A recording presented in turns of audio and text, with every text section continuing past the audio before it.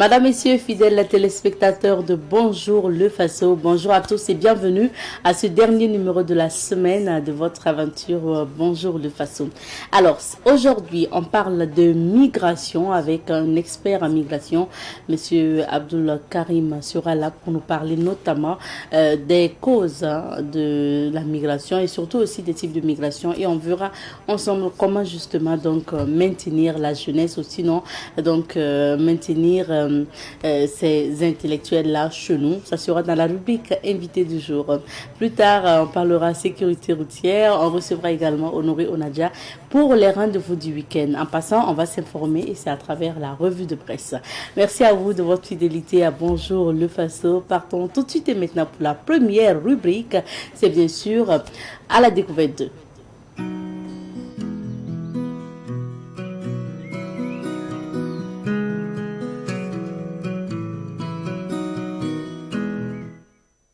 Et direction Lumbila pour cette aventure. Depuis lundi, nous vous parlons de l'orphelinat Sainte-Thérèse de Lumbila. On vous a proposé des témoignages de sœurs qui travaillent au niveau de l'orphelinat, mais également des personnes ayant vécu là-bas qui aujourd'hui se sont insérées dans la société. Aujourd'hui, on vous propose le récapitulatif des témoignages de la semaine sur l'orphelinat Sainte-Thérèse de Lumbila. Regardons et on revient. Je m'appelle Sœur Angèle Nassa.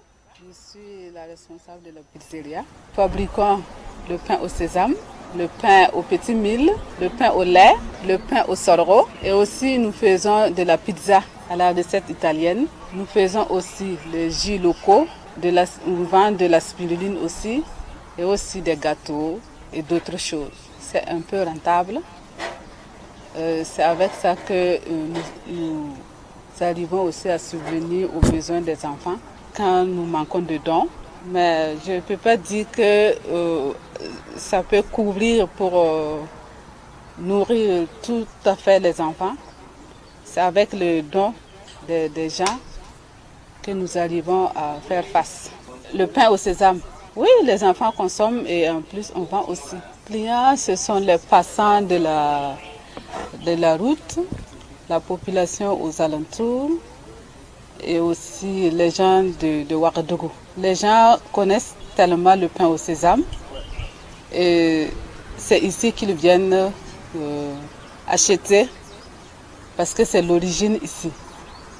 Ailleurs aussi, ils vendent le pain au sésame, mais ils disent que ce n'est pas pareil. Ils viennent à la source. Je prie Dieu pour qu'on ait des bienfaiteurs qui nous aident à avoir des plaques solaires pour réduire le coût de notre électricité. Parce que l'électricité nous coûte très très cher. Si vraiment nous ne payons plus l'électricité, ça va beaucoup nous aider. Le devis de plaques solaires, c'est très cher que nous ne pouvons pas installer. Si vraiment il y a des hommes de bonne volonté, nous leur demandons en tout cas de nous venir en aide. Je suis la sœur Kadeba Marie-Thérèse,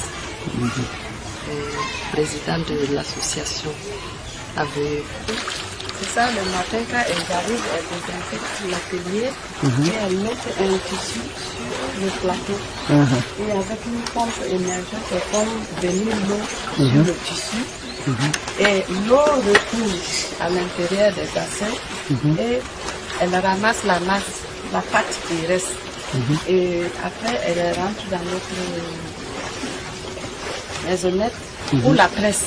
Il y a un autre tissu qui est utilisé. On met la spiruline et on fait presser pour faire...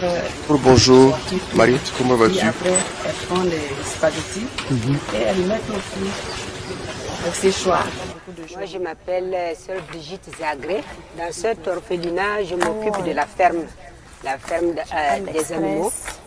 Et nous avons des bœufs, nous avons des poules pondeuses, des moutons et des poules locales. Nous consommons et nous vendons en même temps. Et ça nous permet aussi de ne pas trop dépenser en achat de viande pour les enfants. Donc, c'est un produit qui nous aide beaucoup. Au début, nous avons commandé 600 poules pondeuses, mais actuellement, on a que 250. Parce qu'au cours de l'année, pendant le Covid-19, nous avons eu une visite qui sont venus, et des bandits et sont venus voler pas mal de poules pondeuses. Et ce jour-là aussi, ils ont attaqué le gardien. Et ça fait que ça a beaucoup baissé le nombre. Et avec cette vol, ça fait aussi que les poules ont été stressées. Donc la ponte a diminué. Avant, on ramassait au moins 12 par jour, 12 plaquettes par jour. Mais maintenant, après les vols, là, on n'avait que 6, 3, 4. Donc ça a beaucoup baissé. Et il y a eu aussi de mortalité.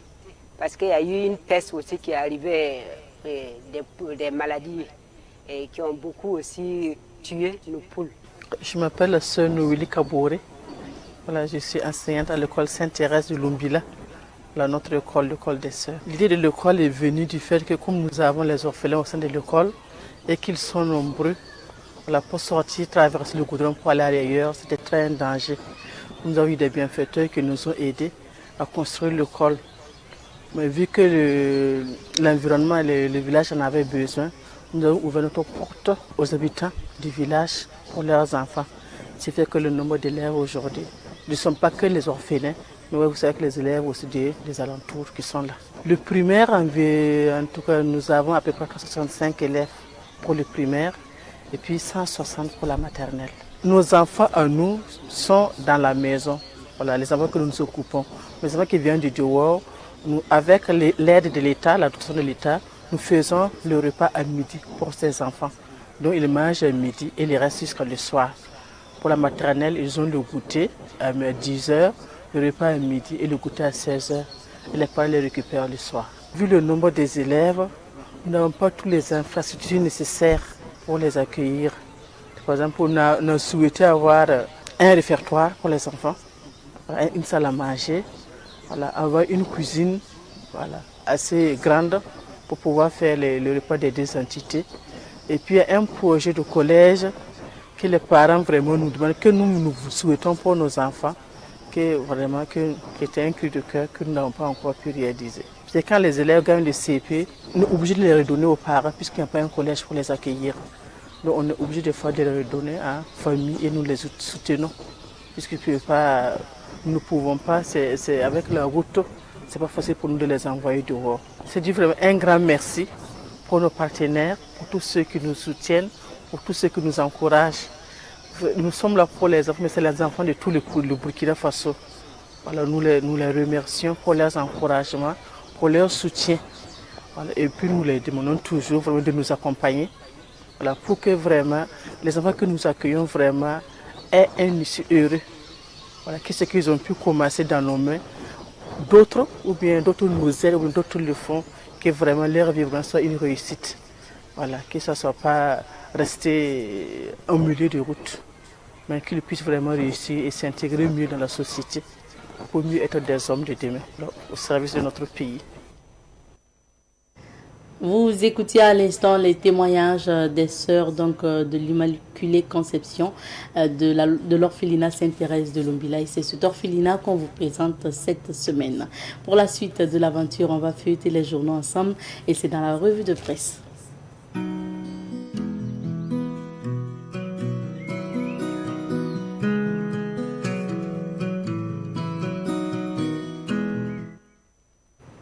Revue de presse présentée aujourd'hui par Elhaj Smaïla Rabou, le directeur de l'information de Savan Media. Bonjour. Bonjour Abzeta.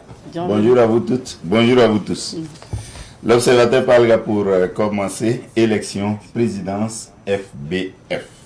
La candidature de Guissou déclarée irrecevable. Dans une lettre pour l'AI, c'est à la page 6 de l'Obs ce matin, vers une nouvelle interpellation de maître Guy Hervé Cam. Point d'interrogation, l'affaire Guissou, fin de bicéphalisme à la SN Sosucom. Trafic de munitions et de mercure, le sale boulot de 2 conducteurs de car. Jeux olympiques, nos 8 mousquetaires de Paris 2024. Premier anniversaire du coup d'état du général Akiani au Niger, souveraineté, chacha. Et puis, amélioration de l'offre de soins, 15 cliniques mobiles pour que ça roule mieux. Le pays affiche à sa une ce matin politique de développement endogène. Le Premier ministre appelle à la décolonisation des mentalités. Colonel Malik Diao, président du CNT du Mali, la lutte contre le terrorisme n'est plus un rêve, mais une réalité. Amélioration de l'offre de santé, des cliniques mobiles et des équipements de la chaîne de froid pour des soins de qualité. Direction générale de la police nationale, Jean-Alexandre Darga prend le commandement. Élection à la présidence de la FBF, le colonel-major Oumarou Savadogo et Jonathan Pitroapa en lice à Ligissou recalé. Popouri, TGI de Gawa, 4 élèves condamnés à des peines de travaux d'intérêt général. Le quotidien à présent, le journal Le Quotidien a à sa une ce matin amélioration de l'offre de santé au Burkina. Le président du Faso remet 15 cliniques mobiles et d'importants matériels. On peut lire aussi Malik Diao, président du CNT du Mali. La conférence de l'AES constitue, la confédération de l'AES constitue l'avenir de la sous-région et du continent. Digne d'intérêt, mutilation d'un corps par des supposés FDS et VDP, l'armée s'en démarque. Recrutement des eaux et forêts, le gouvernement annonce un recrutement exceptionnel de 300 VDP. TGI de Gawa, 13 élèves condamnés à des peines de travaux d'intérêt général et médias. Décès du journaliste à la retraite Sansan Dongo Kambou. Candidature à la présidence de la FBF, Oumarou Savadogo et Jonathan Pitroapa retenus, Ali Guissou recalé. On termine avec aujourd'hui au Faso. Jean-Alexandre Darga, nouveau patron des flics du Burkina Faso. On peut lire aussi amélioration de l'offre de santé, IB offre, des cliniques mobiles et des équipements de la chaîne de froid. Coopération bilatérale, Lierman et Kairat fait officier de l'ordre de l'étalon 1er KSM 2024 du MEFP, la fiscalité foncière et immobilière au cœur des échanges. Dans la rubrique news du VSD, l'armée condamne ces agissements macabres. Plus de 177 millions de francs CFA de produits de contrebande saisis. Et puis, on peut lire aussi pour le sport, JO de Paris 2024, ça se joue aussi à Bamako sur Seine. Présidence de la FBF, Savadogo et Pitroapa retenu, Guissou recalé et Diallo se désiste. Merci bien. Et on revient sur quelques sujets d'actualité. Commençons par le chef de l'État qui a remis 15 cliniques mobiles au ministère de la Santé. Tout à fait. Il s'agit de cliniques mobiles destinées à améliorer l'offre de soins de santé au Burkinabé. Il s'agit de cliniques complètes qui peuvent circuler dans les localités qui n'ont pas de formation sanitaire fixe ou qui sont trop éloignées des formations sanitaires, notamment les CSPS, les CM et les CMA, pour les aider. En particulier, le chef de l'État, au moment de remettre les clés au ministre en charge de la Santé, a dit qu'il y a un certain nombre de services qui lui tenaient à cœur et un certain nombre d'examens également qu'il souhaitait que les Burkinabés aient à proximité. Ce sont des examens, par exemple, de mammographie pour faciliter le diagnostic de cancer ou de lésions précancéreuses du sein chez les femmes, parce que souvent elles ne vont pas tôt, parce qu'elles ne connaissent pas l'autopalpation des seins, mais elles ne vont pas toujours en formation sanitaire, alors que les spécialistes de la santé conseillent aux femmes d'aller au moins une fois par an chez le gynécologue pour faire un bilan complet. Voilà, au moins une fois par an, si c'est possible 2 fois, c'est bon, mais déjà une fois par an, c'est bon. Bon, ça va aussi, selon ce que le chef de l'État a expliqué, permettre de faire des dépistages de cancer du col de l'utérus aussi. Ça peut faire aussi des coloscopies. Je crois que c'est pour voir s'il n'y a pas de maladies gastriques quelquefois chez les gens. Mais tout ça, ça peut se faire dans les villages grâce aux cliniques mobiles. Il en a donné 15. Il y a également un important lot de matériel de la chaîne de froid pour conserver surtout les vaccins. Parce que pendant les campagnes de vaccination, les agents de santé triment parce que parfois, parce que la chaîne de froid n'est pas assurée, il faut garder les vaccins là au centre de la localité, ou au centre de la commune, ou au centre de la province, et puis attendre le jour de la vaccination, de la campagne, pour que chaque village vienne chercher, chaque CSPS vienne chercher. Et souvent, c'est à des dizaines de kilomètres, voyez-vous. Alors que si la chaîne de froid est assurée, ça veut dire que quand la campagne commence demain, déjà aujourd'hui, on peut avoir les vaccins, les conserver, et puis les utiliser dès le lendemain. Je crois que tout ça constitue la preuve supplémentaire que on a des ressources locales qu'on peut utiliser si on les gère bien pour assurer le bien-être de chaque Burkinabé. Alors passons à autre chose. On parle maintenant donc du Conseil national de la transition du Mali. Le président d'ailleurs du CNT du Mali s'est adressé au peuple burkinabé. C'est vrai, le colonel Malik Diao, il est toujours là. Il est arrivé avant-hier. Il est toujours là parce que ce matin, il doit parrainer la sortie de promotion des officiers sapeurs-pompiers à Gouguin, à leur école régionale que le Burkina abrite, mais que les Burkinabés ne connaissent pas bien. C'est l'Institut supérieur de protection civile que les gens connaissent pas bien. Donc il va présider, il va parrainer l'activité aujourd'hui avant de retourner au Mali, à Bamako. Mais hier, il a eu une audience avec le chef de l'État dans l'après-midi. Il a transmis un message du président Assimi Goïta, le président malien, message de salutation, de remerciement aussi à son homologue burkinabé, le capitaine Ibrahim Traoré. Mais avant, le colonel Malik Diao s'est adressé au peuple burkinabé via l'ALT. Il a prononcé un discours à l'Assemblée législative de transition et pour faire court, c'est un discours d'espoir pour tous les peuples de l'AES. Voilà. Pour les Burkinabés, pour les Maliens, pour les Nigériens. Il a dit que l'AES va vaincre le terrorisme. Il n'y a pas de doute là-dessus. Il a demandé aux Maliens, aux Burkinabés, aux Nigériens d'être unis. Il a demandé aux trois peuples de faire en sorte qu'ils soient un seul pour faire face non seulement au terrorisme, mais à toutes les autres velléités de recolonisation de notre continent. Et je crois que c'est le militaire qui a parlé, beaucoup plus que les chefs du Parlement malien, mais on a senti cette proximité-là entre le président Malik Diao et le président Ousmane Bougma, le président de l'ALT du Burkina. Alors parlons de lutte contre l'insécurité. À Djibo, les forces armées ont pulvérisé les terroristes. Oui. Et c'est pendant ce temps aussi qu'elles sont, pour parler des forces armées, oui. Disons accusées. Hein? Oui, de cannibalisme jusqu'à ce point. Ce qui est arrivé, c'est qu'il y a 2-3 jours, des terroristes sont aventurés à Djibo. Je crois que c'était pour répéter ce qu'ils ont essayé en novembre en 20.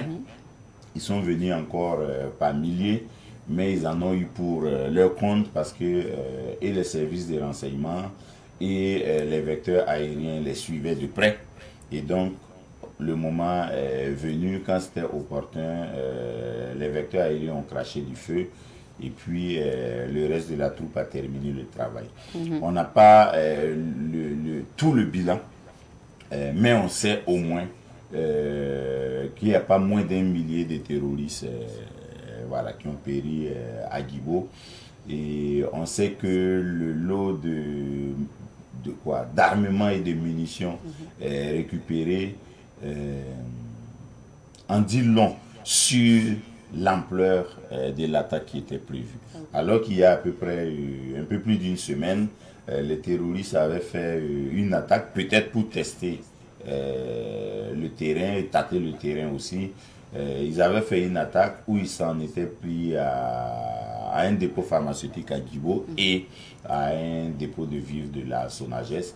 Bon, suite à ça, la population a fait un match meeting le week-end écoulé à 6 jours pour demander au capitaine Ibrahim Traoré de ne pas abandonner Djibo, pour rappeler au président Ibrahim Traoré que depuis 2 ans, pratiquement, Djibo vit à peu près la même situation. Djibo est victime d'attaques terroristes récurrentes, de menaces terroristes à répétition et vit difficilement cette situation. Donc, si les terroristes avaient testé pour revenir en force, ils en ont eu pour leur compte face à la résistance et à la détermination des forces armées nationales. Maintenant, à propos du cannibalisme, les forces armées nationales, l'état-major a communiqué là-dessus, s'est démarqué de ce qu'on a pu voir et de ce que les gens peuvent faire comme accusation à l'armée burkinabé. Bon, ce qui intrigue, c'est qu'il y a à peu près une semaine, 10 jours, des médias internationaux ont accusé l'armée malienne de la même chose. Voilà, ils ont dit qu'il y a une vidéo qui circulait et que ça montrait des militaires maliens en train d'éventrer un terroriste pour lui arracher son foie.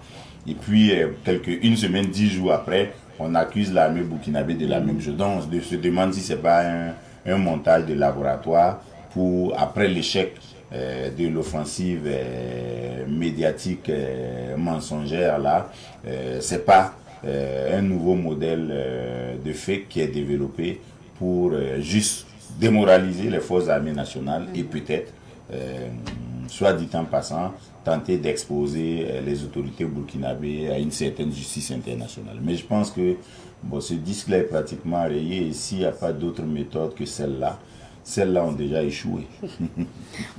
On parle maintenant donc de la prise de fonction du nouveau directeur général de la police. Oui, l'inspecteur de police Jean-Alexandre Dargam. La presse le connaît quand même bien parce qu'il a occupé beaucoup de fonctions avant la discrétion de la primature où il était depuis 2022-2023 à la primature. Il a été par le passé directeur général adjoint de la police nationale, donc la presse a eu beaucoup de contacts avec lui en son temps. Il a été aussi directeur provincial de police, commissaire de police centrale de Ouagadougou. Donc pour toutes ces fonctions-là, il avait eu des contacts avec la presse. On le connaît bien, il est âgé de 56 ans et c'est un policier dont on dit beaucoup de bien, et lui-même a dit hier à sa prise de fonction qu'il n'allait pas venir bouleverser les méthodes de travail de la police, encore moins le système de management de ses prédécesseurs. Il va s'inscrire dans la logique de renforcer l'unité et la cohésion de la police et faire en sorte que la police joue sa partition dans la reconquête du territoire national. Il a dit devant son ministre de tutelle, le ministre en charge de la sécurité, Émile Zerbo, et c'était devant toute la police et toute la presse. Nous en sommes témoins. On verra bien ce qu'il va faire. Il a remplacé Roger Ouedraogo, qui va à l'ambassade du Burkina à Bamako, au Mali, comme conseiller. Et lui aussi a fait ce qu'il a pu faire pour la police. En particulier, il avait pris l'engagement de lutter davantage contre la corruption. Je pense que Jean-Alexandre Darga aura à faire la même chose. On termine par les élections à la FBF ou les candidatures. Oui, l'Obs a à sa une la candidature de Guissou déclarée irrecevable. Vous savez, hier 25 juillet, la commission électorale de la Fédération burkinabé de football devait examiner devant, ça se fait devant les gens, hein, devant les candidats s'ils veulent être là, tout ça. On prend le dossier de chaque candidat et puis on regarde pièce par pièce. On regarde si toutes les pièces sont légales, si toutes les pièces sont correctes. Et puis, quand c'est fait, tout le monde est témoin, on valide la candidature. Voilà. Il se trouve que ce que moi j'imaginais être la pièce manquante qui aurait pu faire récaler la candidature de Ali Guissou, c'est pas ça finalement qui est évoqué. Moi, je pensais qu'il allait avoir du mal à avoir l'aval de sa hiérarchie à la douane. Bon, mais là, on dirait qu'il n'y a pas eu de problème parce qu'il est président de l'AS Douane, mais étant fonctionnaire, il aurait dû avoir une autorisation de sa hiérarchie qui dit, bon, on peut te donner le temps de faire ces choses-là, même si tu es douanier. Parce qu'en 2020, ça c'est la jurisprudence qu'on a à la FBF, en 2020, quand Sita Sangaré a voulu rébelloter, c'était en son temps son ministre de tutelle, Chérif Si, et son chef d'état-major, le général Minungu, qui s'était opposé. Donc il ne lui avait pas donné l'autorisation de rébelloter à la tête de la FBF. Donc j'imaginais que ça aurait pu être la même chose pour Ali Guissou. Mais là, on dit que comme c'est une liste qu'il présente et dont il est le président, dans la liste, il y a eu un désistement. de dernière minute. Il a fourni une liste de personnes qui allaient l'accompagner dans l'équipe dirigeante de la Fédération burkinabé de football. Et malheureusement, avant la validation des candidatures, il y a quelqu'un qui a dit qu'il se retirait de la liste du candidat Ali Guissou. Est-ce que la personne a été forcée à se retirer? Est-ce que la personne a d'elle-même décidé de se retirer? Toujours est-il que Ali Guissou recalé, mais il a 3 jours pour faire un recours pour refuser le verdict de la commission fédérale, de la commission électorale fédérale, et puis on verra bien s'il va le faire. Mais il y a eu quelques bruits quand même un peu avant, bon, parce que hier après-midi on a entendu dire que la police était allée pour le chercher à son bureau dans la zone de Ouaga Intezad, et puis ses partisans étaient allés s'interposer. Bon, finalement, je crois que il est sain et sauf. Bon, ce sont les dossiers qui l'ont recalé. On verra bien si ça va aller jusqu'au bout. Les élections sont prévues le 31 août. Elles doivent opposer finalement le colonel-major à la retraite Oumarou Sawadogo à l'ancien international du football qu'on connaît bien, Jonathan Pitroapa, parce que l'autre dossier aussi de Mokhtar Diallo a été recalé. Finalement, sur 4, bon, on a 2 candidats. Merci bien. Merci. Alors, on va maintenant découvrir les couleurs du temps dans la météo.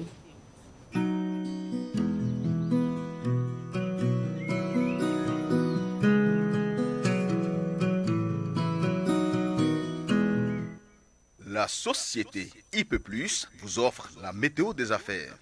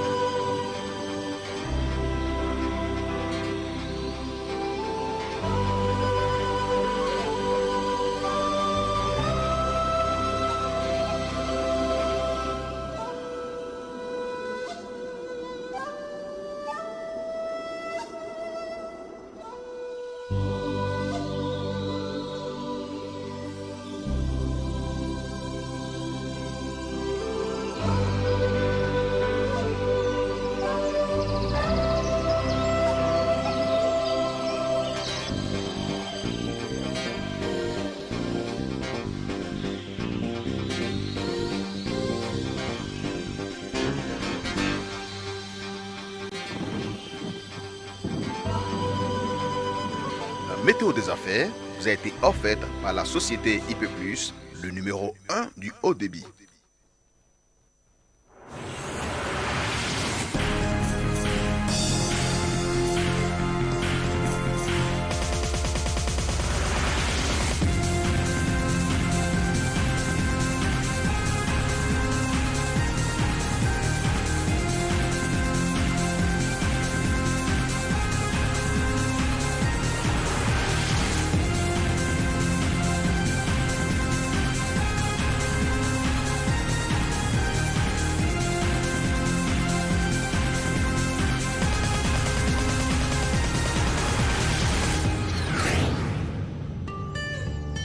Savan TV, la télévision des nouvelles cités.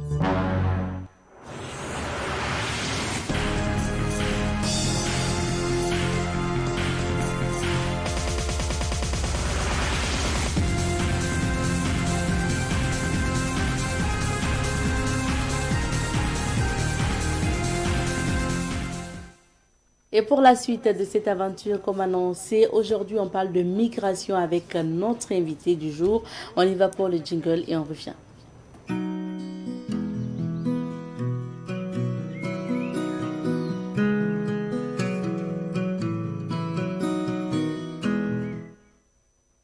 Nous recevons pour vous aujourd'hui M. Abdullah Karima Ouedraogo. Il est journaliste communicateur et par ailleurs membre du réseau syndical sur la migration au Burkina Faso. Bonjour M. Ouedraogo. Bonjour madame. Bienvenue. Merci beaucoup. Alors, commençons d'abord par votre casquette de journaliste communicateur. Aujourd'hui, vous occupez quelle fonction et dans quel média? Merci beaucoup madame de nous avoir invités. Je suis présentement directeur de publication de akonews.net, qui est un média en ligne qui paraît comme de manière en tout cas régulière et qui aborde tous les sujets d'actualité au niveau national et au niveau international. Merci bien. Aujourd'hui, on parle de migration. Vous connaissez donc dans cette question de migration-là. Commençons par la définition.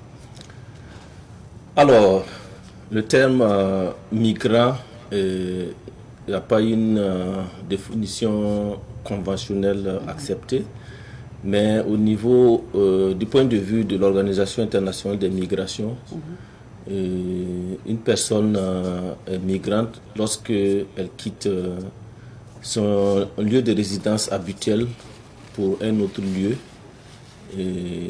que ce soit à l'intérieur du même pays ou à l'extérieur du pays d'origine. Donc c'est ça la définition que l'Organisation internationale des migrations donne pour les migrants. D'accord. Et en répondant à cette question, il me semble que vous nous parlez en même temps des types de migration qu'on peut avoir. Effectivement, il y a plusieurs types de migration et selon, en tout cas, les instances internationales, on peut définir les typologies de migration en 3 grandes catégories. Okay. Et la première catégorie, c'est ce qu'on appelle les migrations économiques. Dans les migrations économiques, c'est les migrations, par exemple, liées au travail, les gens qui migrent pour aller travailler. Il y a les migrations liées, par exemple, aux études, les étudiants qui vont pour apprendre avoir de la connaissance. Oui. Et il y a les migrations liées, par exemple, à la santé, les gens qui vont, par exemple, pour se soigner, etc. Donc, ça, c'est la première catégorie de migration. La deuxième catégorie, c'est les migrations forcées. Dans la catégorie des migrations forcées, on peut avoir, par exemple, des populations qui se déplacent pour des raisons, par exemple, de génocide. Si, par exemple, il y a des problèmes, puis les gens ne peuvent plus vivre dans les endroits où ils sont.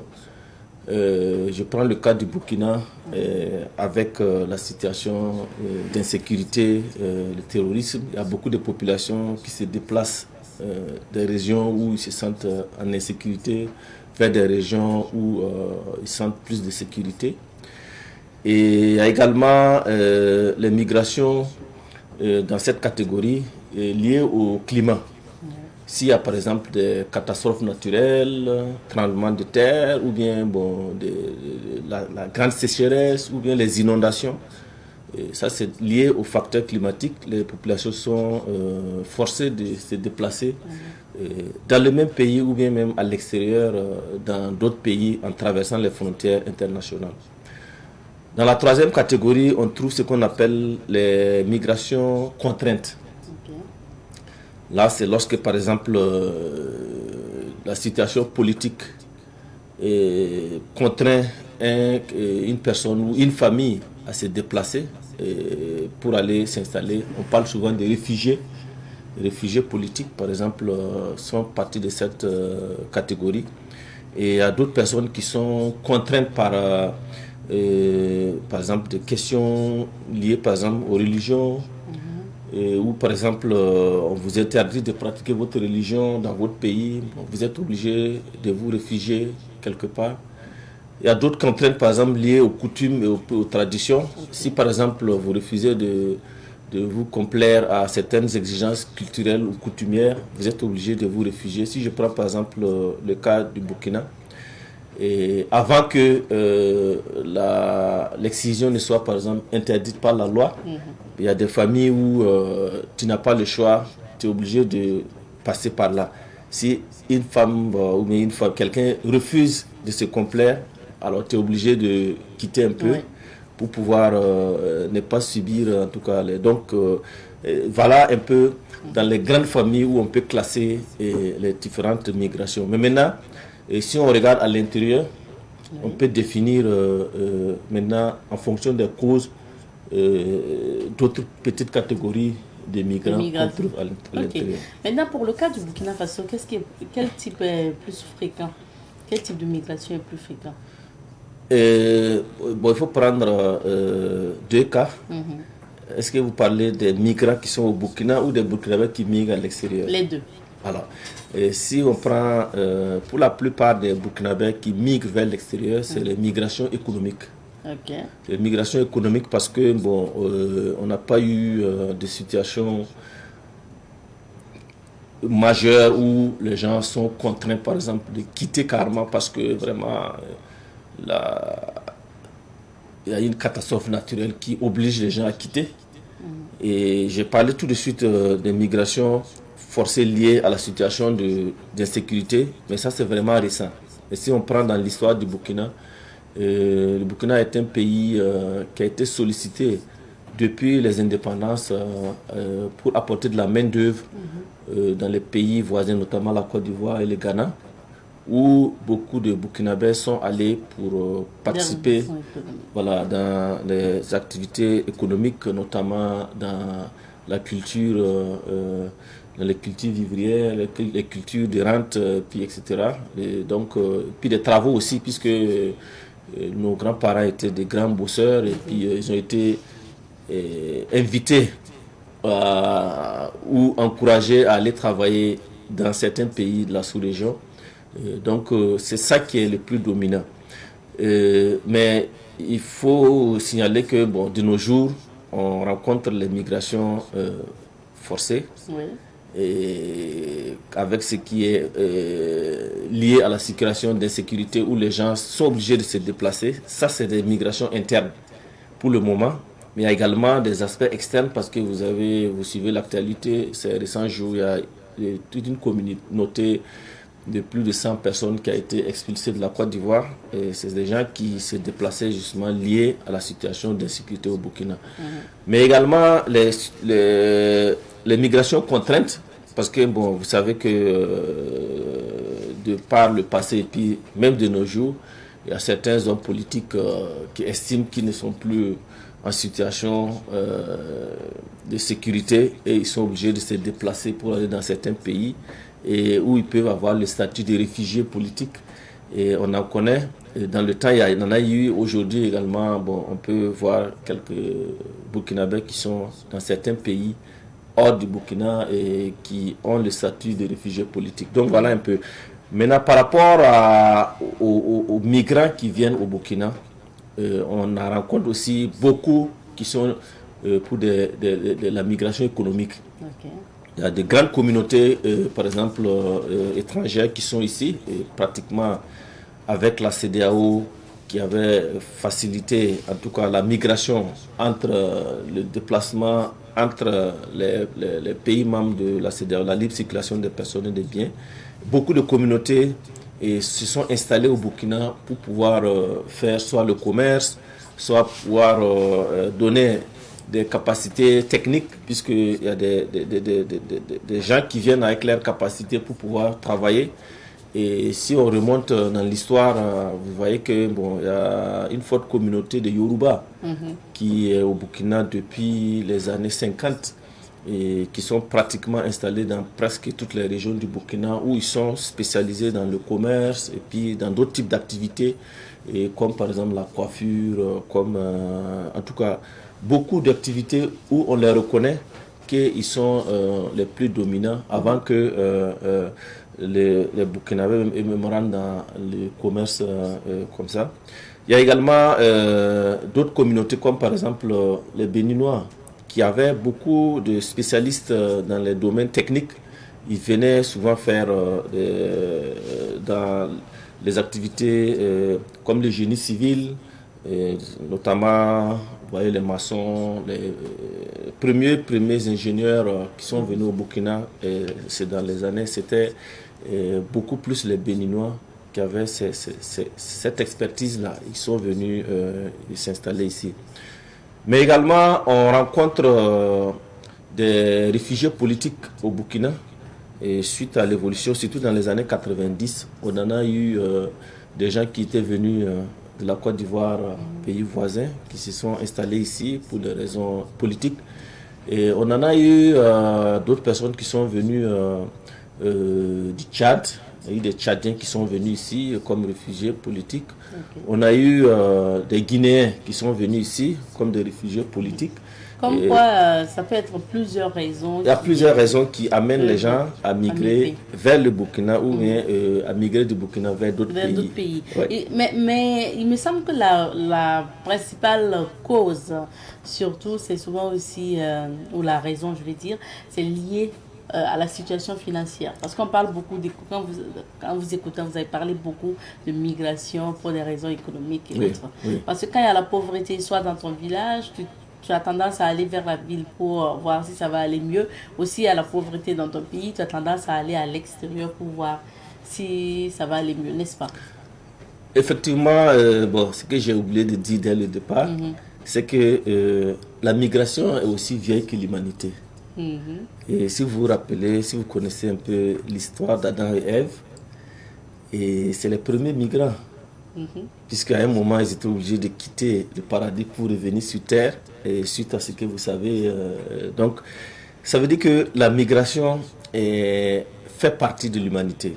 Et de ce point de vue, l'homme a toujours cherché à améliorer ses conditions de vie ou d'existence. Oui. Donc, chaque fois qu'on sent qu'il y a une opportunité d'aller ailleurs, se déplacer de la campagne vers la ville, ou de la ville vers la campagne pour améliorer ses conditions de vie, on est appelé à se déplacer. Maintenant, aujourd'hui, il y a ce qu'on appelle, on est en train de mettre des règles pour pouvoir gérer cette migration, que ce soit les migrations internes ou les migrations externes, pour un équilibre social et économique. Donc, c'est normal que quelqu'un qui est au village, qui n'a plus de perspective, qui n'a pas de travail, qui a peut-être des compétences, il va nécessairement se déplacer vers les centres urbains où il peut trouver quelque chose à faire. Et, si tu prends le cas du Burkina, par exemple, où on est à 90% agricole, la saison pluvieuse dure que 4 mois au Burkina au maximum.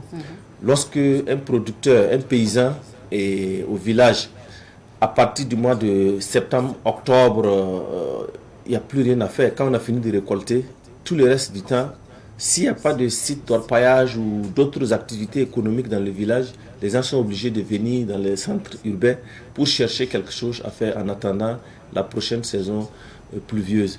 Et dans ça, il y a aussi bien les hommes que les femmes.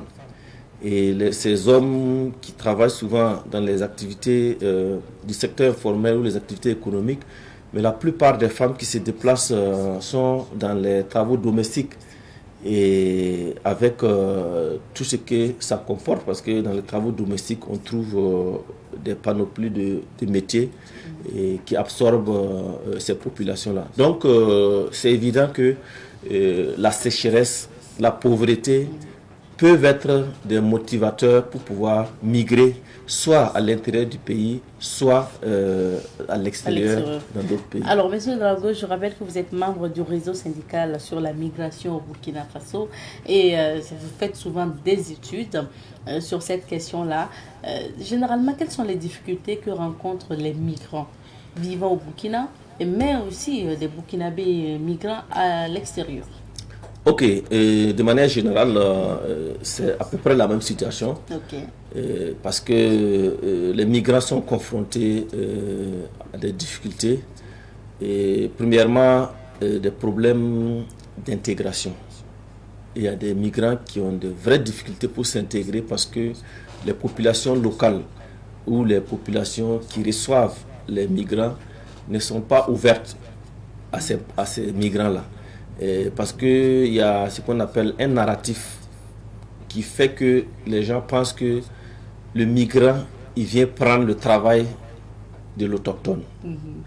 Et ce narratif-là fait qu'il y a certaines personnes, c'est-à-dire même si vous venez de l'extérieur et puis vous avez des compétences, ils ont tendance à croire que c'est parce que ces migrants-là sont là que les autochtones ou les originaires de la localité n'ont pas de boulot ou bien n'ont pas de meilleures conditions de santé, etc., etc. Si vous voyez ce qui se passe par exemple en Europe, ce narratif-là est développé à telle mesure qu'on prend la migration comme une menace.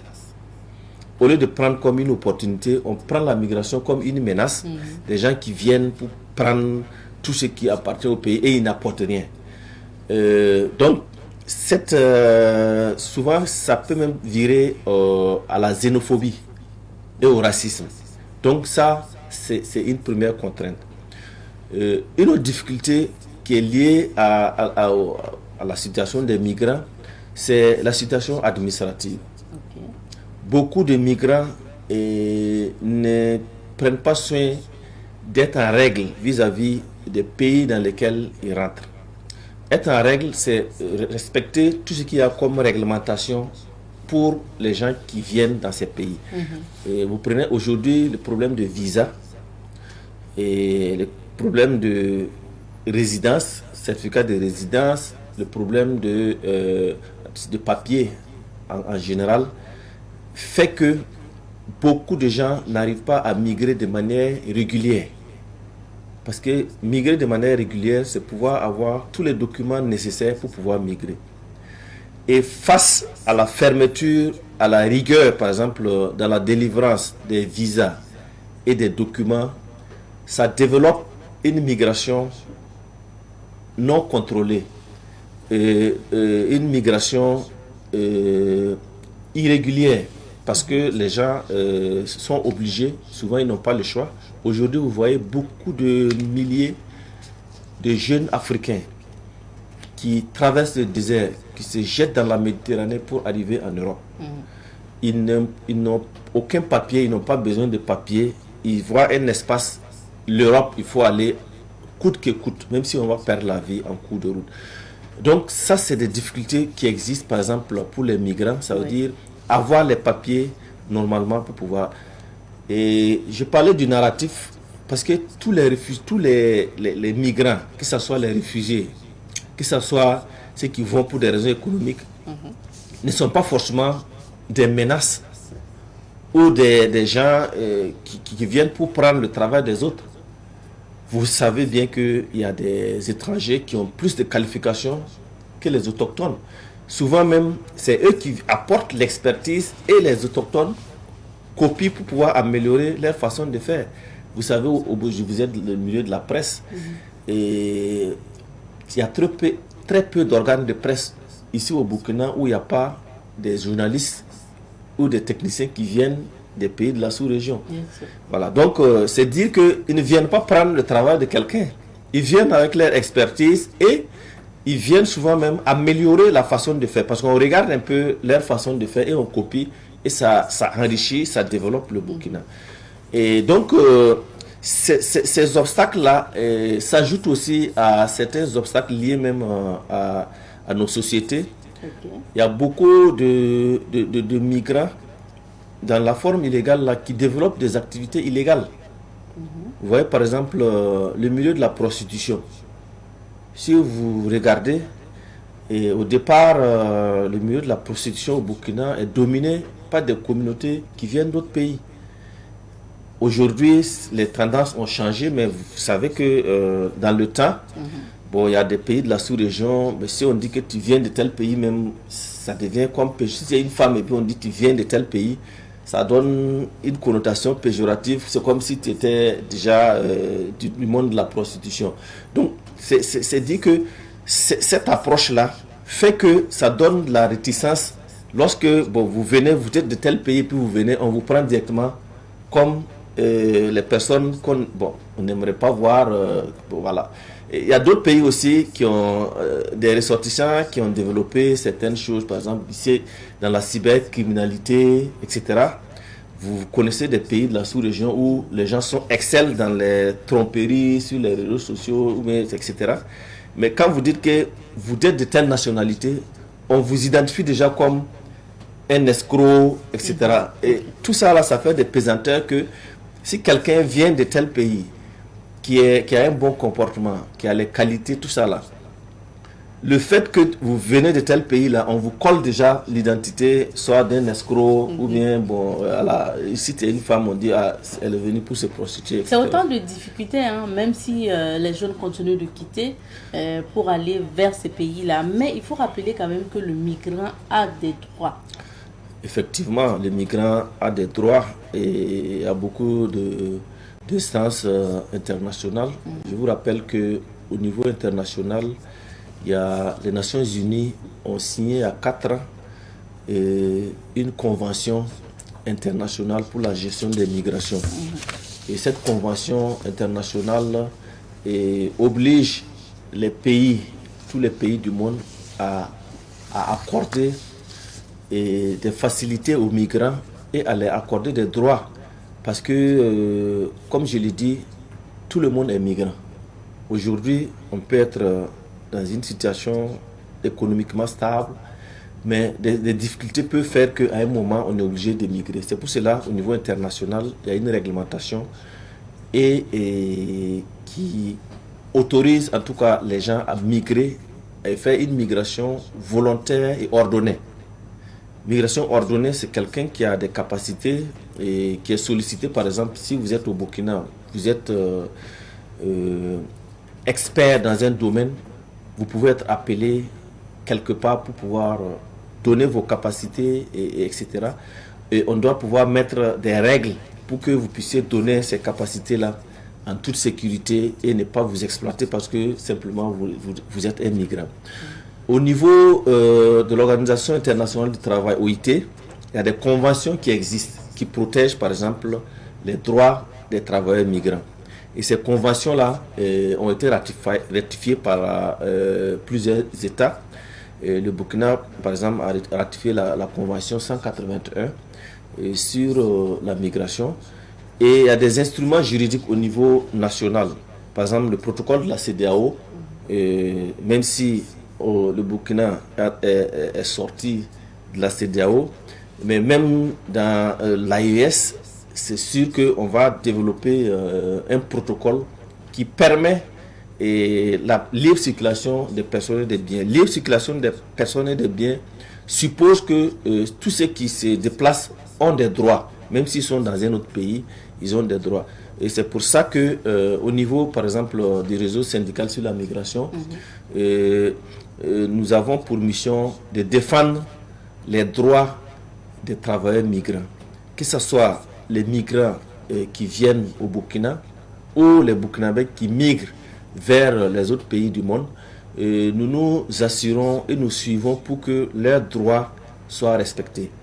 Et vous savez que dans un pays comme le Burkina, quand on prend le code du travail du Burkina ne fait pas la différence entre un travailleur burkinabé et un travailleur d'une autre nationalité. Tous les travailleurs ont les mêmes droits du point de vue du code du travail. C'est l'idéal qui est bien. Il faut faire ça puisque ne faut pas penser que, surtout pour un pays comme le Burkina, que en faisant ça, on fait des cadeaux aux migrants. Il faut penser que dans d'autres pays, des Burkinabés peuvent se trouver dans une situation. Il ne faudrait pas qu'on te paye un salaire inférieur au salaire minimum parce que tu es Burkinabé. Okay. Ou bien on dit que tu n'as pas droit à la sécurité sociale parce que tu es Burkinabé. Non, il faut garantir ces droits-là parce qu'un jour, les Burkinabés peuvent être amenés à quitter, aller dans d'autres pays pour travailler et pouvoir bénéficier des mêmes droits que les autochtones de ces pays-là. Et c'est ça qui permet de construire et de mieux même structurer le monde du travail pour qu'il n'y ait pas de menaces. Et je vous donne un exemple. Si par exemple au Burkina, on avait adopté des textes qui dévalorisent le travail par exemple des étrangers, à la longue, ça allait créer un problème pour les Burkinabés eux-mêmes. Et si vous êtes journaliste à Savane TV, et puis parce que vous êtes Burkinabé, on vous paye un certain niveau de salaire. Et un autre journaliste, parce qu'il est togolais ou ivoirien, il est à Savane TV, on lui paye moins cher. Vous pensez que le patron va préférer employer celui qui coûte moins cher ou celui qui coûte cher?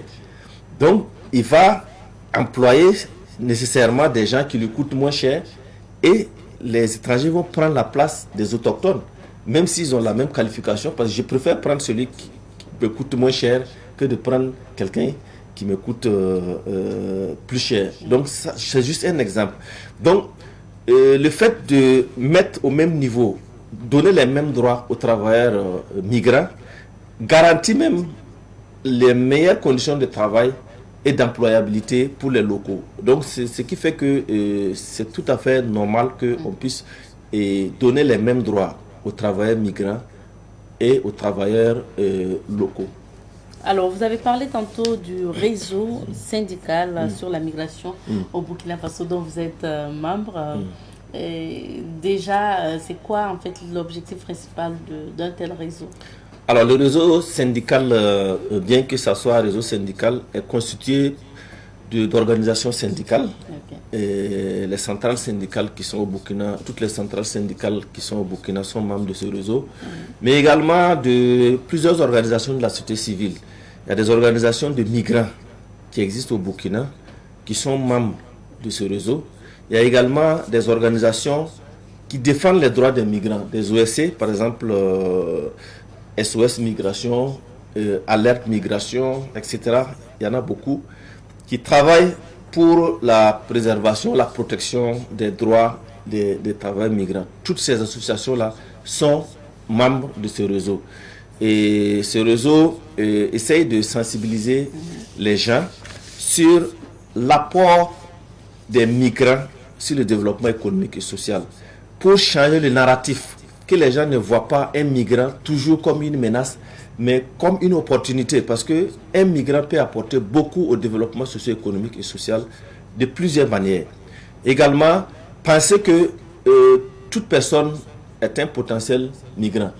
Et tu peux être dans une situation de stabilité et quelque temps après, il y a des changements liés au climat, liés à l'évolution sociopolitique, etc. Et du coup, tu deviens un migrant.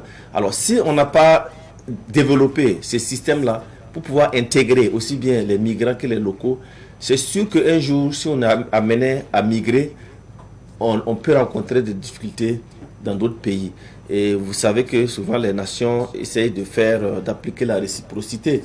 Si on dit que telle communauté n'est pas bien accueillie dans tel pays, ça veut dire que lorsque vous allez repartir dans le pays et dans d'autres pays, on va vous réserver le même accueil. Donc, le rôle de ce réseau-là, c'est de mettre ensemble tous ceux qui s'intéressent à la question de migration pour voir ensemble comment on peut améliorer la situation des migrants, comment on peut, par exemple, régulariser ceux qui sont venus et qui ne respectent pas les règlements et les lois du pays, comment on peut encourager et sensibiliser les Burkinabés qui veulent aller à l'aventure.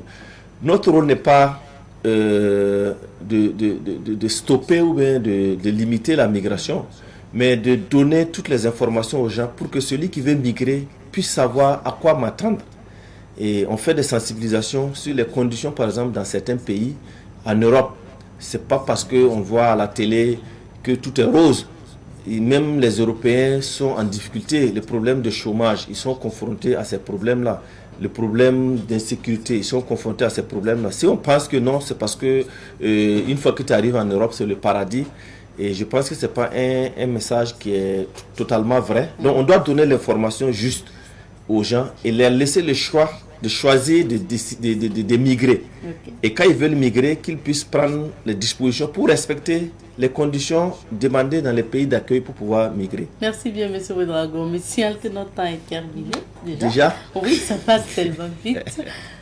Et merci d'être passé sur ce plateau. Merci beaucoup, c'est à vous. C'est un plaisir de pouvoir échanger avec vous et on espère pouvoir revenir un jour.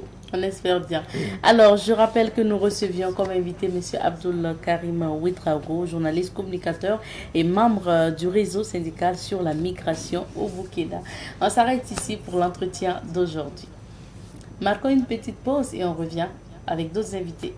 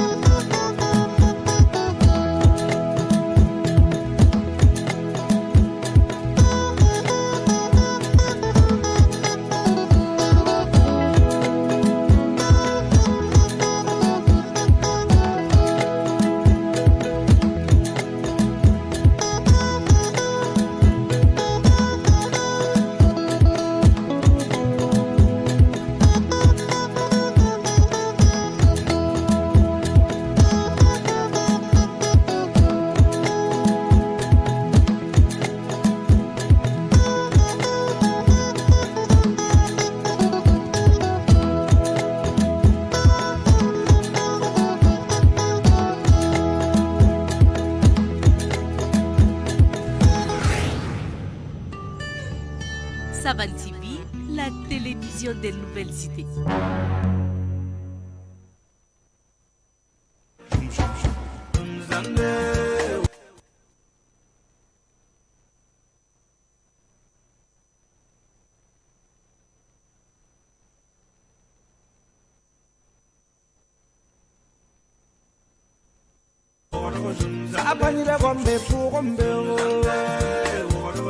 Merfato ga yellan kenda ya wamdro bamram jir te bamram foda uye waro yelle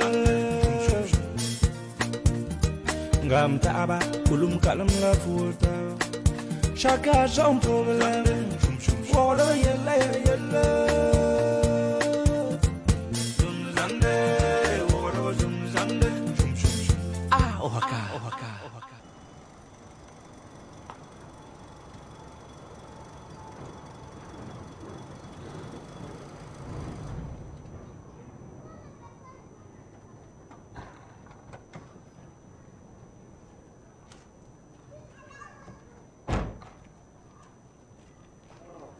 Bonjour tonton. Ça va? Ouais, ça va bien. Bonjour monsieur. Bonjour. Ok tonton, ma voiture est tombée en panne, donc j'ai demandé à mon ami de passer me déposer.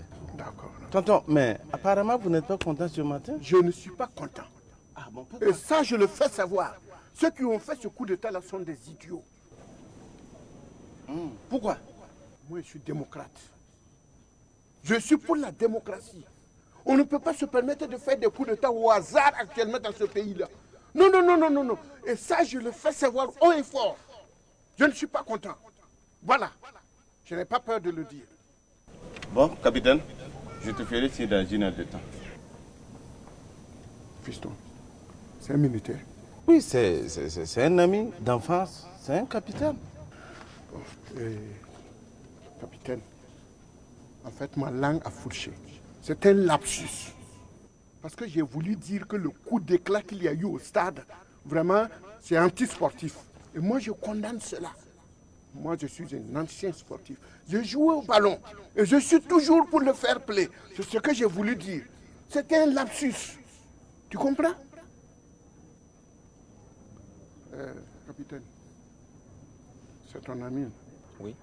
C'est mon neveu. Il m'appelle tonton. Donc je suis ton tonton.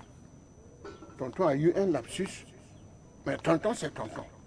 Je suis ton tonton. D'accord, mon capitaine. Bonne journée, tonton. Enfin, allez, au revoir, capitaine. Toi là. Faut ni moins qu'il faut n'emboyer le combat. Aïe, il n'y a même pas sûr que les gommes. Ah, Oaka.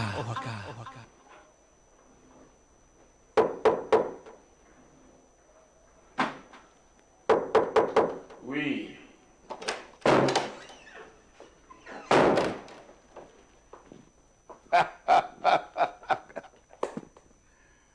Monsieur le futur ministre.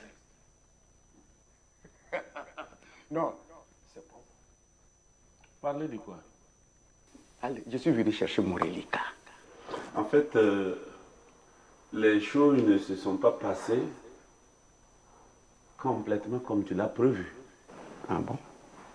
Moi, en tout cas, j'ai joué ma partition. Parce que le produit que tu m'as donné, je l'ai frotté à mes 2 paumes. Voilà.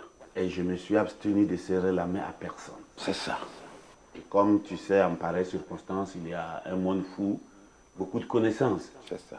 Mais Covid aidant, c'est salué avec le coude. Je me suis même frayé un passage pour me mettre en première ligne. Waouh! De sorte que si l'autorité arrive, que je puisse lui serrer la main. Oui. Et même si elle essayait de me tendre le salut Covid, moi je lui arracherai le salut par la main. Voilà. Quand le président est arrivé, il est resté sur l'estrade. Il a levé ses 2 mains pour saluer tout le monde. Non, attends. Mais il fallait forcer et puis lui prendre la main. Comment forcer? Alors qu'il a la garde rapprochée qui est là avec les armes, tu veux que moi j'avale une balle, moi? Tu sais, ne rentre pas dans ce jeu-là. Tu as compris? Je ne suis pas dedans. Moi, je suis venu pour chercher mon reliquat.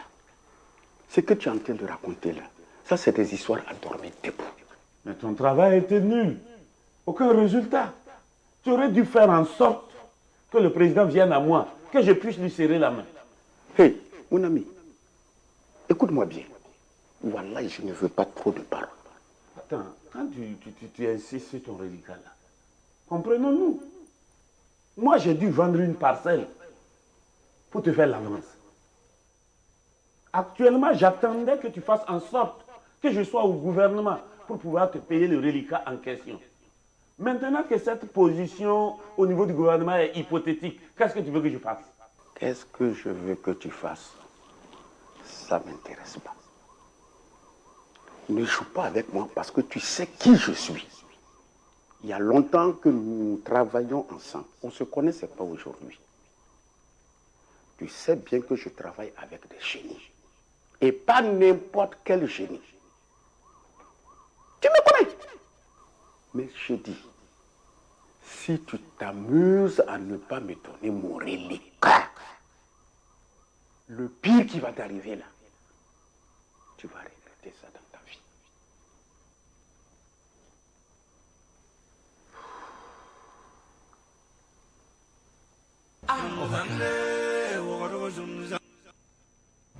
Et de retour sur ce plateau aujourd'hui dans la rubrique sécurité routière, on parle notamment des autocars de céder le passage dans la circulation routière. On retrouve notre invité juste après ça.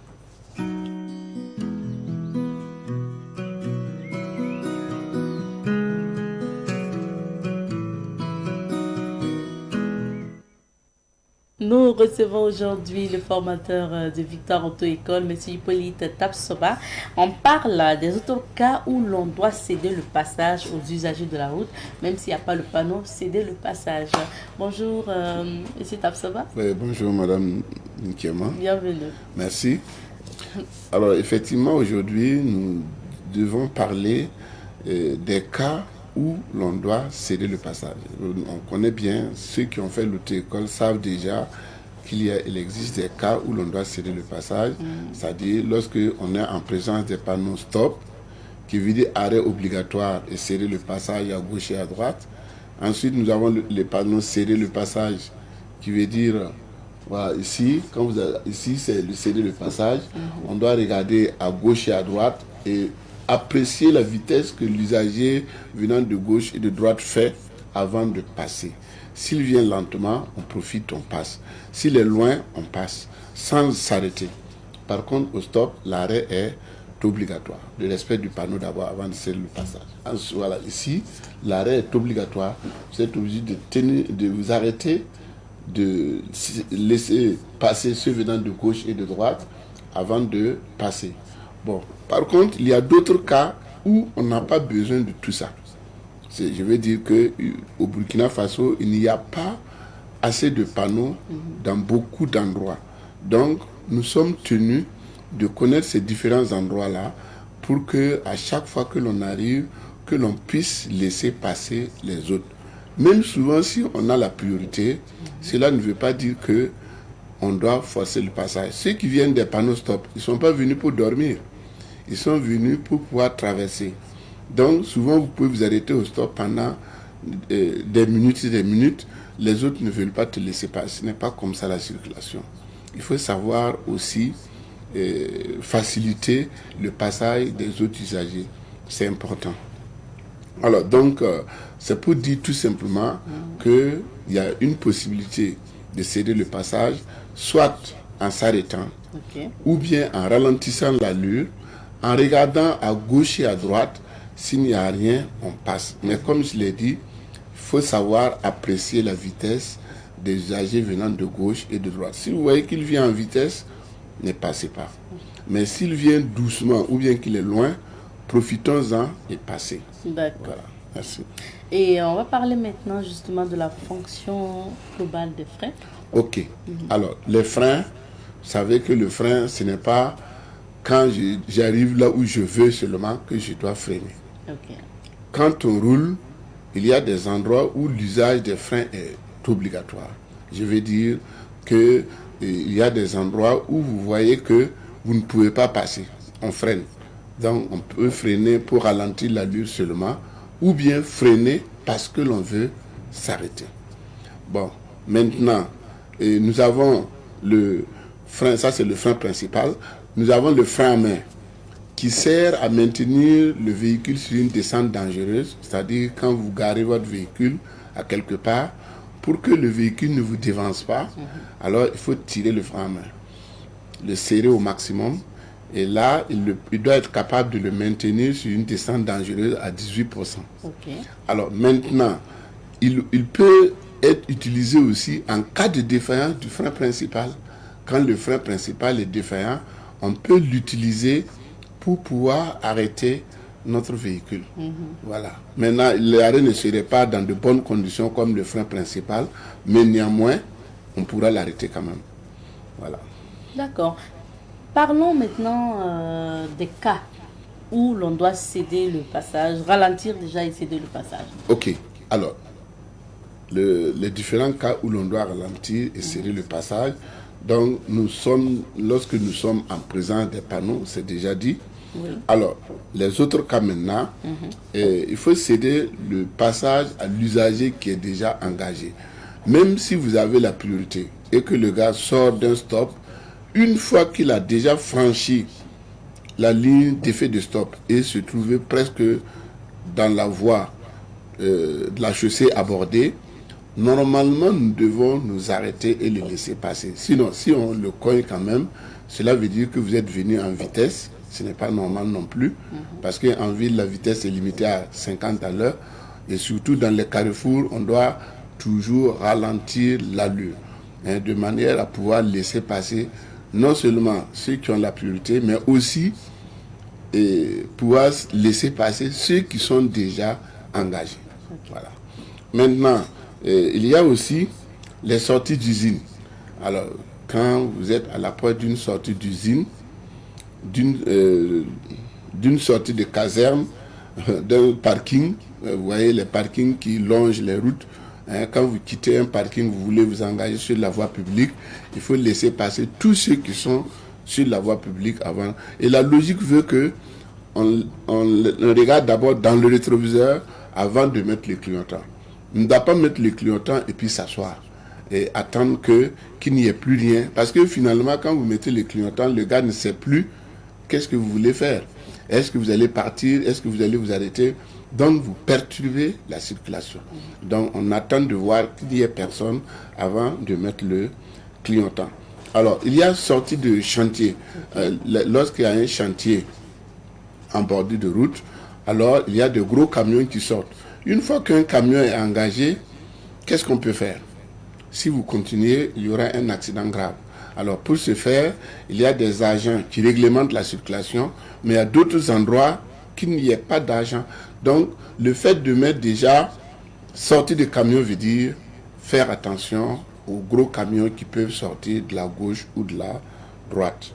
Ensuite, il y a les sorties privées. Lorsque vous quittez votre cour et vous voulez monter sur la chaussée, alors il faut bien regarder à gauche et à droite avant de sortir. C'est pourquoi il faut toujours ranger le véhicule dans votre cour en marche avant, en marche arrière plutôt, pour que la sortie, ça soit en marche avant, de manière à ce que vous puissiez voir à gauche et à droite. Si vous faites sortir l'arrière, vous n'allez pas pouvoir voir ce qui vient. Et c'est pourquoi en ce moment-là, il faut obligatoirement un éclaireur qui va vous guider. Et tout ça, c'est compliqué. Donc, on range toujours le véhicule dans la cour en marche arrière, de manière à pouvoir sortir en marche avant. Okay. Nous avons aussi les stations-service. Quitter d'une station, vous rentrez sur la voie publique, alors il faut toujours regarder à gauche et à droite. Et souvent, il y en a qui s'arrêtent pour vous laisser passer. Les autres qui sont derrière ne cherchent pas à savoir pourquoi le véhicule précédent s'est arrêté et comment déjà a dépassé. Et c'est eux, généralement, qui font les accidents à ceux qui veulent traverser la route. Alors, nous avons également dans les virages. Dans les virages, alors il faut réduire l'allure, serrer à droite et aborder le virage avec souplesse. Il ne faut pas le faire en vitesse parce que vous pouvez avoir en face un gros véhicule qui a occupé toute la chaussée. Donc à ce moment-là, il faut être capable de vous arrêter pour les laisser passer. Sinon, si vous continuez, il y aura forcément un accident. Alors, lorsque le véhicule de plus de 7 mètres de long doit faciliter le passage aux véhicules plus petits sur les chaussées rétrécies. Je veux dire que le plus grand doit laisser passer les plus petits lorsque la route est très petite, où deux véhicules ne peuvent pas se croiser, ou bien qu'il y a des difficultés que deux véhicules puissent se croiser. En ce moment, c'est le plus grand qui doit laisser passer le plus petit. Okay. Maintenant, si on ne peut même pas passer, alors c'est le plus petit qui doit faire marche arrière pour laisser passer le plus grand. C'est ce que le code dit. D'accord. Voilà, merci. Alors, c'est autant de cas que vous avez cités. Hein. Oui. Mais comment on procède même pour justement céder le passage, les étapes? Oui. Alors, donc, à l'approche des différents endroits que je viens de citer tout de suite, il faut toujours réduire l'allure. Vous savez qu'il y a un marché devant vous. Vous savez qu'il y a une école. Vous savez qu'il y a une station. Vous savez qu'il y a une intersection. Vous savez que devant vous, à 150 mètres environ, il y a un obstacle. Donc, il faut toujours réduire l'allure, circuler avec prudence pour être en mesure de s'arrêter si c'est nécessaire. Voilà, il ne faut pas aller en vitesse parce que si vous allez en vitesse, alors pour s'arrêter, c'est un peu difficile. Voilà, même si vous freinez, c'est sûr que le véhicule va s'arrêter, mais il y a aussi le poids du véhicule qui pousse le véhicule à avancer. Donc, le frein seul ne peut pas l'arrêter à vive allure. Donc, pour éviter cela, à l'approche donc de ces différents endroits-là, il faut réduire l'allure et circuler avec prudence pour être en mesure de s'arrêter si c'est nécessaire. Voilà. Ok. Et qu'est-ce que vous pouvez dire en conclusion, M. Topsoba? Voilà. En conclusion, dans un accident, personne ne gagne. Et j'ai raison ou je n'ai pas raison. C'est égal à perte de temps, des dégâts matériels importants, et souvent des blessures graves, ou souvent même des morts. Alors, pour éviter cela, il faut tout faire pour éviter ces accidents-là. Vous voyez les pays limitrophes du Burkina Faso, la circulation est plus dense que ça, mais il y a moins d'accidents parce qu'ils sont très prudents, ils acceptent de céder le passage aux autres, et souvent même il suffit de lever la main et les autres s'arrêtent pour vous laisser passer. Ici, là, non, j'ai la priorité, je passe. Bon, ce n'est pas comme ça la circulation. La circulation, c'est toujours être capable de ralentir et de laisser passer les autres. Et c'est pourquoi en ville, on réduit toujours la vitesse en fonction de l'endroit où l'on se trouve, pour que chacun puisse adapter son allure en fonction de l'endroit en question. Alors, nous avons également, chacun dans la mesure du possible, doit éviter les accidents de la route au maximum. Et quand on suit un usager qui s'arrête, alors il ne faut pas effectuer un dépassement parce que vous ne savez pas pourquoi il s'est arrêté. Bien sûr. Voilà. Merci beaucoup, Monsieur Tabseba, d'être passé sur ce plateau et pour ce thème. Merci aussi à tous ceux qui nous suivent depuis les agences de Victoire Auto École. C'est notre partenaire de tous les vendredis pour la chronique sécurité routière. Alors, juste après, on va retrouver Honoré Onadia pour les rendez-vous du week-end. Merci.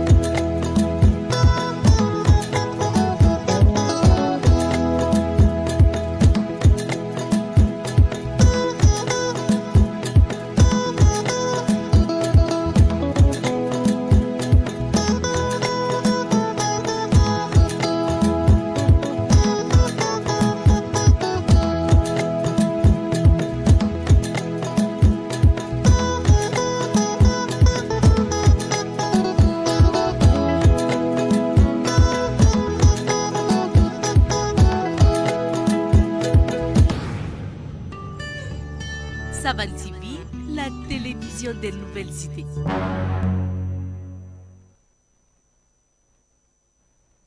Maintenant, Honoré Onadia est bien installé sur ce plateau. C'est pour les rendez-vous du week-end. Bonjour Honoré.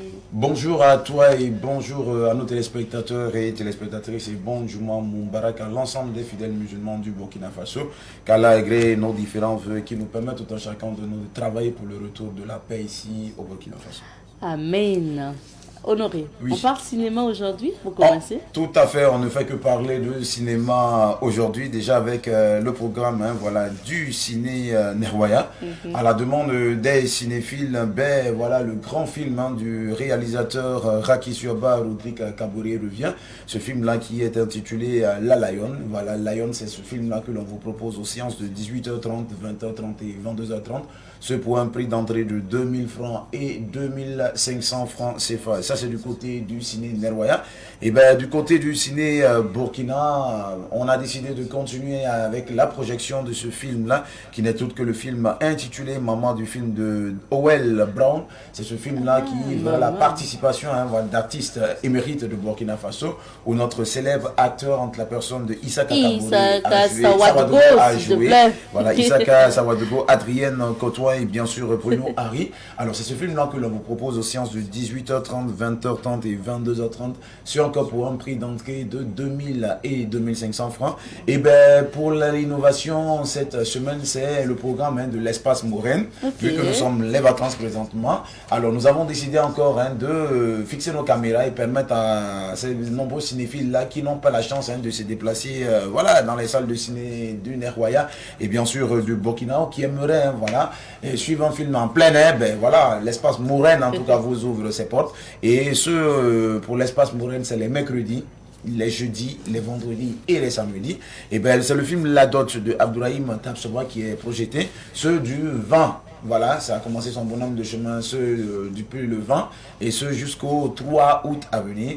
Donc, préciser, on va préciser bien les jours, c'est les mercredis, les jeudis, les vendredis et les samedis du côté de l'espace Mouraine. Et là, on va vous demander de débourser la somme de 1000 francs. Et les heures voilà, de projection, c'est naturellement 19h et 21h pour le bonheur de toutes ces personnes-là qui aiment le cinéma. Et comme on le dit souvent, quand on aime la vie, on va au cinéma. Tout simplement. Et j'espère que ce week-end, on ira au cinéma, mais là où on va faire projection et puis manger poulet. Là, là c'est très important. C'est très important. Alors, Honoré, on termine avec les rendez-vous de la maison. Les rendez-vous de la maison, c'est déjà parti de 11h, votre émission cadeau du jour. Seul numéro à composer, c'est le 02 21 02 02 pour participer à l'émission, nous donner la réponse à la question qui sera posée. Et si toutefois nous avons une bonne réponse plutôt, voilà, ben on vous donnera le cadeau, hein, voilà, qui est proposé par un partenaire, voilà, que nous saluons au passage, hein, qui nous accompagne tout au long de cette émission. Mais en dehors de cela aussi, ben, c'est le rendez-vous, hein, de l'information, hein, voilà. Et cette semaine, nous rebellotons avec le Renlac. Parce qu'il faut le dire, hein, Savane FM en partenariat avec le Renlac dans une émission qu'on appelle tout simplement Faso Intégrité. Alors c'est cette émission-là qui vous sera proposée demain, hein, sur l'ensemble du média à partir de 8h et à la télé comme à la radio. Alors nous avons rendez-vous avec nos frères, hein, du Renlac, voilà, qui vont un peu titiller un peu, mais par moments aussi dire certaines vérités. Alors c'est cette émission-là que l'on vous propose, Faso Intégrité, à partir de 8h. La rétrospective du Sonré à la télé, c'est prévu pour demain déjà à partir de 14h et le dimanche à partir de 7h30. Voilà, pour ceux-là qui aimeraient, qui n'ont pas pu suivre toutes les actualités, en tout cas qui sont passées dans le Sonré toute la semaine. Ben, cette rétrospective, en tout cas, vous est présentée demain par le El Maestro, demain à partir de 14h et le dimanche à 7h30. Et bien sûr, du côté de la radio, c'est le dimanche à partir de 6h. Et pour la rétrospective des pensées, bien sûr, des proverbes proposés par le PDG himself, ben, le rendez-vous il est pris le samedi et le dimanche du côté de la télé à partir de 6h. Pour vous dire tout simplement que Savane a décidé d'être la puissance de la communication, mais également de se rapprocher encore plus de la population burkinabé. Yes. Donc retenez tout simplement que Savane TV c'est vous, Savane FM c'est vous, tout simplement on dira que Savane Média c'est vous, yes. Et on se rapproche plus de vous. Merci beaucoup. Merci. On se dira vendredi prochain. Inch'Allah, Inch'Allah. Alors l'autre bonne nouvelle aussi, hein, je t'invite demain pour le mariage de ma petite sœur. Ah d'accord. Notre Benjamin, c'est vraiment la Benjamin de la famille. Wow. Par la grâce de Dieu, se marie demain samedi, donc en famille à Koukayare. Wow. Donc je profite de l'occasion pour t'inviter ainsi. Merci, j'y serai. Alors d'or et déjà un souhaite heureux ménage, hein, voilà à ta soeur. Voilà, et que Dieu bénisse. Amina. Merci beaucoup à vous, fidèles téléspectateurs de Bonjour le Faso. On s'arrête ici pour l'émission d'aujourd'hui et de cette semaine, mais Inch'Allah, à partir de la semaine prochaine, on se retrouvera bien sûr pour le rendez-vous. Je dis merci à Mariette Kokwaga qui a assuré la réalisation cette semaine, à Joseph Kaboré au son, Laura toujours à la production. Merci donc à Aurélie Somtoré pour le maquillage, à Amadou à la lumière. Merci donc à Sani pour au niveau de la diffusion, Camara aux caméras, voilà, et merci donc à tous les techniciens qui travaillent au niveau de la salle de montage et surtout à la rédaction pour l'accompagnement tout au long de la semaine. On se dit Inch'Allah, allez, la semaine prochaine. Cuisse.